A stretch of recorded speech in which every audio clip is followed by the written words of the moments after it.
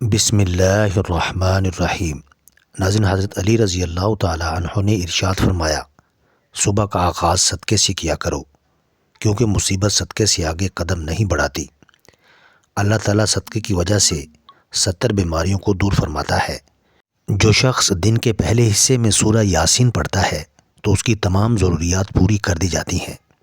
ناظرین، جو دوسرے کو نقصان پہنچائے اللہ اسے نقصان پہنچائے گا، اور جو دوسرے کو تکلیف دے اللہ تعالیٰ اسے تکلیف دے گا۔ ناظرین، کوئی دھوکے باز، کوئی بخیل، کوئی احسان جتانے والا اور کوئی بد اخلاق جنت میں داخل نہ ہوگا۔ مومن بندے اور کفر کے درمیان فرق نماز کا ترک کرنا ہے۔ سورج کی کرنیں زمین پر پڑنے سے پہلے نیند سے جاگ جایا کرو کیونکہ اس وقت رزق تقسیم کیا جا رہا ہوتا ہے۔ 3 چیزیں انسان کو اللہ سے دور کرتی ہیں: اپنے عمل کو بہتر سمجھنا، اپنے گناہوں کو بھول جانا اور اپنے آپ کو سب سے بہتر سمجھنا۔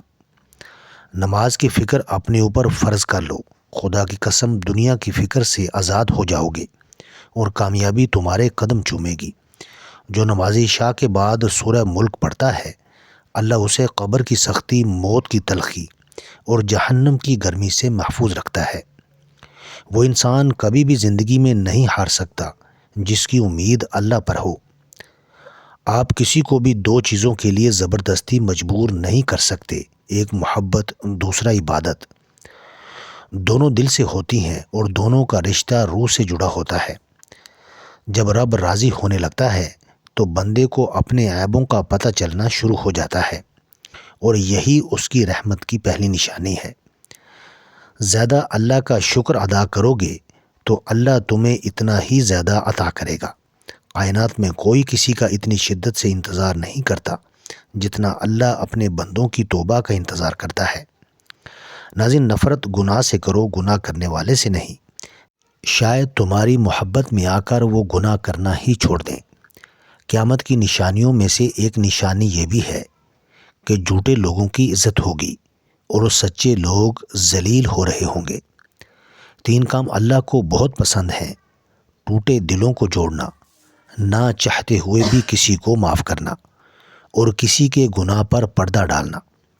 جو لوگ برداشت کرتے ہیں ان کے ساتھ اٹھا بیٹھا کرو، اس طرح تمہاری قوت برداشت بڑھے گی۔ اگر تمہارا دل بے وجہ بے چین رہنے لگے تو سمجھ جانا تمہارا رب تمہیں عرش پر یاد کر رہا ہے۔ مشکل وقت میں کسی بزدل سے مشورہ مت لینا کیونکہ وہ تمہاری بچی ہوئی ہمت کو بھی ختم کر دے گا۔ انسان کو کبھی تنہا نہ سمجھنا کیونکہ جو تنہا ہوتا ہے اس کے سب سے قریب اللہ ہوتا ہے۔ جب خدا سے محبت ہو جاتی ہے تو لوگوں سے دل گھبرانے لگتا ہے۔ حضرت علی رضی اللہ تعالیٰ عنہ نے ارشاد فرمایا، اگر زندگی کو خوبصورت بنانا ہے تو سہنا سیکھو، نظر انداز کرنا سیکھو، خاموش رہنا سیکھو اور اکیلے جینا سیکھو۔ زندگی کی اصل خوبصورتی یہ نہیں کہ تم کتنے خوش ہو، بلکہ زندگی کی اصل خوبصورتی تو یہ ہے کہ دوسرے تم سے کتنا خوش ہیں۔ بلائی کے ہر موڑ پر صلح کرنا سیکھو کیونکہ جھکتا وہی ہے جس میں جان ہوتی ہے، اکڑنا تو مردے کی پہچان ہوتی ہے۔ نماز چہرے کا نور ہے اور قرآن دل کا سکون ہے۔ وضو سے شکل، قرآن سے عقل اور نماز سے نسل پاک ہوتی ہے۔ حضرت انس بن مالک رضی اللہ تعالیٰ عنہ روایت کرتے ہیں، رسول اللہ صلی اللہ علیہ وسلم کو جب کوئی کام درپیش ہوتا تو آپ یہ دعا مانگتے: